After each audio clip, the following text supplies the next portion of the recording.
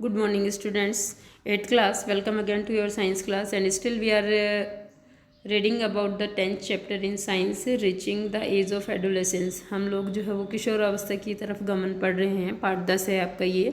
And we have already learned that what is adolescence, and now we are reading about the changes of adolescence. और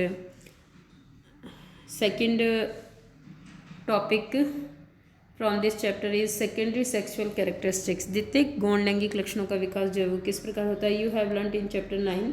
आपने part 9 में पढ़ा होगा that testis and ovaries are the productive organs. आपने पढ़ा होगा part 9 में, या आपने पार्ट 9 में पढ़ा है कि जो वृषण और अंडाशय है वो जनन अंग हैं. दे प्रोड्यूस द गेमेट्स, वे युग्मक बनाते हैं. दैट इज स्पर्म एंड ओवा, जिनको हम लोग अंडाणु और शुक्राणु कहते हैं. In girls breast being to develop at puberty, यौवनारंभ में लड़कियों में स्तनों का विकास प्रारंभ हो जाता है. And boys being to grow facial hair, और लड़कों में जो है वो दाढ़ी मूंछ आना प्रारंभ हो जाते हैं. दैट इज़ मस्टेचेस एंड ब्रीड, और इस प्रकार वो कैसे हो जाते हैं, मुस्टैजी हो जाते हैं, यानी उनके दाढ़ी मूंछ आ जाते हैं. एज फेस पे जो बाल आते हैं उनसे. As these features help to distinguish the male from the female, और ये लक्षण जो है वो लड़कों को लड़कियों से अलग पहचानने में मदद करते हैं. They are called secondary sexual characters, और इनको हम लोग द्वितीय गौण लैंगिक लक्षण कहते हैं. Boys also develop hair on their chest, लड़कों की छाती पर भी बाल आ जाते हैं. In both boys and girls hair grows under the arms, और लड़के और लड़कियों के बगल में बाल आना स्टार्ट हो जाते हैं. And in the region above the thighs और द प्यूबिक रीजन, और लड़के और लड़कियों के प्यूबिक रीजन या थाइज के ऊपरी हिस्से में भी बाल आना प्रारंभ हो जाते हैं. Both Boojho and Paheli wish to know what initiate changes at puberty. Boojho और पहले ये जानना चाहते हैं कि यौवनारंभ में जो है वो ये लक्षण किस प्रकार विकसित होते हैं. The changes which occur at adolescence are controlled by hormones, ये जो यौवनारंभ में लक्षण विकसित होते हैं ये हार्मोन्स के द्वारा जो है वो नियंत्रित होते हैं. Hormones are chemical substance, hormone रासायनिक पदार्थ हैं. These are secretion from endocrine glands, जो कि अंतःस्रावी ग्रंथियों के द्वारा और एंडोक्राइन सिस्टम या अंतःस्रावी तंत्र के द्वारा रिलीज की जाती हैं. द मेल हार्मोन और testosterone begins to be released by the testis, जो मेल हार्मोन है टेस्टोस्टेरोन उसका श्रवण जो है वो वृषण से प्रारंभ होता है. यानी वृषण उनको यौवनारंभ में मेल हार्मोन या नर हार्मोन टेस्टोस्टेरोन का श्रवण प्रारंभ करता है at the ones of puberty, at the onset of puberty. This cause changes in boys about which you have just learnt, और इसी के कारण जो है वो लड़कों में यौवनारंभ में ये लक्षण या द्वितीयक गौण लैंगिक लक्षण विकसित होते हैं जो भी आपने पढ़े हैं. फॉर एग्जांपल जैसे the growth of facial hair, जैसे फेस के ऊपर या मुंह के ऊपर बाल आना या दाढ़ी मूंछ का उगना. Once puberty is reached in girls, ovaries being to produce the female hormone और एस्ट्रोजन, और इसी प्रकार जो है वो प्यूबर्टी में या यौवनारंभ में लड़कियों की जो ओवरीज हैं वो क्या करती हैं, ग्रोथ करती हैं, परिपक्व हो जाती हैं, और उसके पश्चात जो मादा हार्मोन है एस्ट्रोजन उसका स्रावन प्रारंभ करती है. Which makes the breast develop, जिसके कारण लड़कियों में स्तनों का विकास होता है. मिल्क सीक्रेटिंग ग्लैंड्स और mammary glands develop inside the breast, और ब्रेस्ट के अंदर जो है वो दुग्ध ग्रंथियाँ जो है वो विकसित हो जाती हैं. The production of these hormones is under the control of another hormone secreted from N endocrine gland called pituitary gland, और ये जो हार्मोन है वृषण और अंडाशय के द्वारा स्रावित होने वाला नर हार्मोन और मादा हार्मोन, ये एक अन्य ग्रंथि जिसको पिट्यूटरी ग्लैंड या पीयूष ग्रंथि कहते हैं उसके द्वारा स्रावित होने वाले हार्मोन से नियंत्रित होते हैं. Now role of hormones in initiating reproductive functions. देखिए जनन में हार्मोन्स का जो है वो क्या रोल है जनन प्रारंभ होने में. Endocrine glands release hormones into the blood stream to reach a particular body part called target site.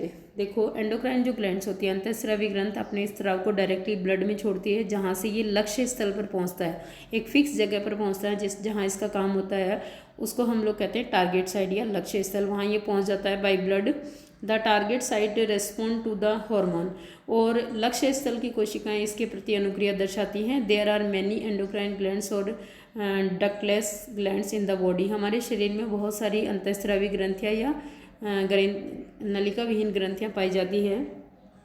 The testis and ovaries secret sex hormones.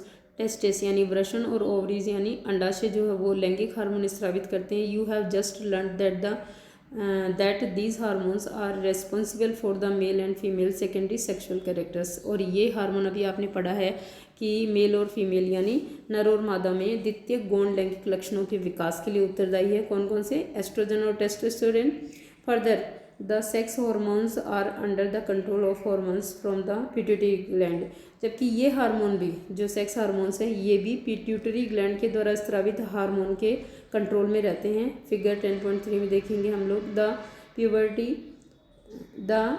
Pituitary secrets many hormone. जो पीयूष ग्रंथि है या पिट्यूटरी ग्लैंड है वो बहुत सारे हार्मोन स्रावित करती है। वन ऑफ विच मेक्स ओवा mature in the ovaries and sperm from in the testis.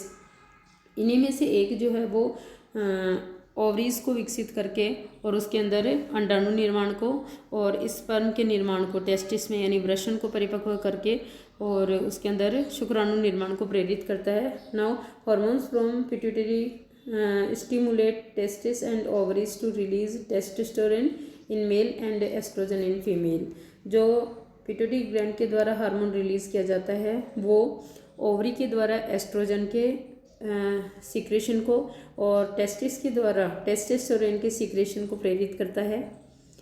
Released in the blood stream and reach part of the body target site. यहाँ से हार्मोन जो हैं वो एस्ट्रोजन और उससे टेस्टिस से और ओवरीज से जो हार्मोन है वो टारगेट साइट पे जाते हैं और वहाँ पर काम करते हैं। वहाँ क्या काम करते हैं? Stimulate changes in the body at onset of puberty. और इस प्रकार यौनारंभ में इन लक्षणों को प्रेरित करते हैं ये हार्मोन। पहेली एंड बूजो हैव नाउ अंडरस्टूड। पहेली और बूजो समझ गए हैं that puberty marks the beginning of the reproductive period. पहेली और बूजो समझ गए हैं कि प्यूबर्टी जो है वो जनन कार्य के प्रारंभ होने का काल है। When one becomes capable of reproduction. जब एक कोई भी जो है वो जनन के योग्य हो जाता है। But they want to know, लेकिन फिर भी वो जानना चाहते हैं if reproductive life once began continues और इट एंड सम टाइम। फिर भी वो जानना चाहते हैं कि एक बार शुरू होने के बाद में जनन कार्य जीवन पर्यंत चलता है या अवरुद्ध हो जाता है किसी एज में। Reproductive phase of life in humans. देखिए मनुष्य में जनन काल। Adolescents become capable of reproduction when their testes and ovaries begin to produce gametes। देखिए एडोलेसेंट यानी किशोर जो है उस समय जनन करने योग्य हो जाते हैं जब उनकी टेस्टिस और ओवरीज जो है वो परिपक्व हो जाती हैं। The capacity for maturation and production of gametes last for a much longer time in males than in female. और युग्मक निर्माण की प्रक्रिया या जनन करने की जो क्षमता है वो नरों में यानी मेल्स में जो है वो फीमेल्स की बजाय ज़्यादा समय तक रहती है। इन फीमेल्स लड़कियों में या इन फीमेल्स स्त्रियों में the reproductive phase of life beginning at puberty 10 to 12 years of age. लड़कियों में जो है वो जनन काल जो है वो 10 से 12 साल यानी यौवनारंभ में प्रारंभ हो जाता है। And generally last till the age of approximately 45 to 50 years. और लगभग 45 से 50 साल तक रहता है। The ova begin to mature with the onset of puberty. यौवनारंभ के प्रारंभ में जो अंडाणु हैं वो मैच्योर हो जाते हैं। One ovum matures and it released by one of the ovary once in about 28 to 30 days. लगभग 28 से 30 दिनों में एक ओवरी के द्वारा या एक अंडाशय के द्वारा एक अंडाणु परिपक्व होता है और निर्मोचित किया जाता है।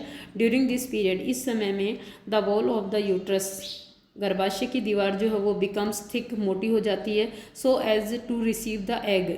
उस अंडाणु को रिसीव करने के लिए इन केस अगर इट इज़ फर्टिलाइज अगर ये निषेचित हो जाता है एंड बिगिन टू डेवलप होना शुरू हो जाता है जाइगोट में। This result in pregnancy. तो ये जो है वो प्रेगनेंसी का घोतक है यानी इस समय जो है क्या कहलाएगी, फीमेल की प्रेगनेंसी कहलाएगी। If fertilisation does not occur, और यदि फर्टिलाइजेशन यानी निषेचन नहीं हो पाता है ओव्यूम का, the released egg and the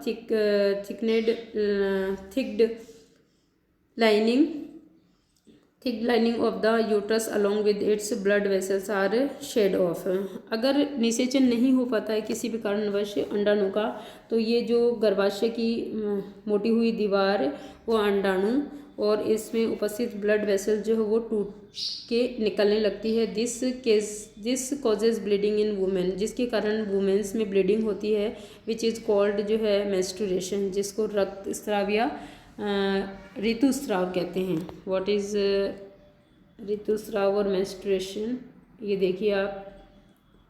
if the ovum not get fertilised with the sperm, then जो यूट्रस की थिक लाइनिंग है वो, और ये ओव्यूम और प्लस जो ब्लड वेसल्स उस थिक लाइनिंग में हैं वो सब टूट कर निकलने लगते हैं, तो उसको हम लोग क्या कहेंगे, मेंस्ट्रुएशन कहेंगे। Menstruation occurs once in about 28 to 30 days. ऋतुस्राव जो है 28 से 30 दिनों में एक बार पाया जाता है। The first menstruation flows beginning at puberty and is termed menarche. ठीक है, जो पहली बार ऋतुस्राव होता है प्यूबर्टी में, यौवनारंभ में, उसको मैनरेज कहते हैं या फिर रजोदर्शन कहते हैं।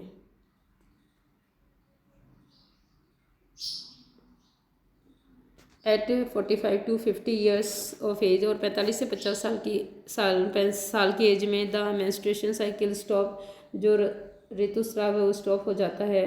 तो stoppage of menstruation is termed menopause. इस स्थिति को हम लोग क्या कहते हैं, मोनोपाज कहते हैं। रजोनिवृत्ति भी कह सकते हैं हिंदी में। इनिशियल मेंस्ट्रुएशन साइकिल में बी इरेगुलर, प्रारंभ में जो है वो ऋतुस्राव जो है इरेगुलर या अनियमित हो सकता है। It take some time to become regular, और इसको रेगुलर होने में कुछ समय लग सकता है। Paheli says that the reproductive life of a woman last from menarche to menopause. Is she right? Paheli कह रही है कि किसी भी स्त्री में जो जनन काल है वो रजोदर्शन से लेकर रजोनिवृत्ति के बीच में ही होता है। यस, पहली इज राइट।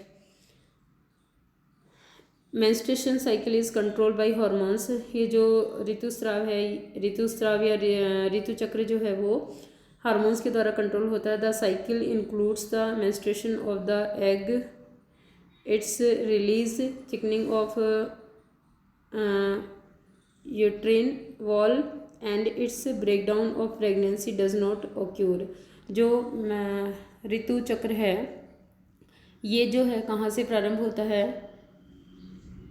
एग के निर्मोचन से लेकर के और गर्भाशय की दीवार के मोटा होने, और अगर गर्भाशय की दीवार जो है अगर जो अंडाणु है उसका निषेचन नहीं होता है, if ovum can't fertilised, then जो ये यूट्रस की जो थिकनिंग लाइनिंग है ये प्लस ओव्यूम और इसके अंदर पाई जानी जो ब्लड वेसल्स है उनके टूट जाने तक ये जो है ऋतुस्राव चक्र है।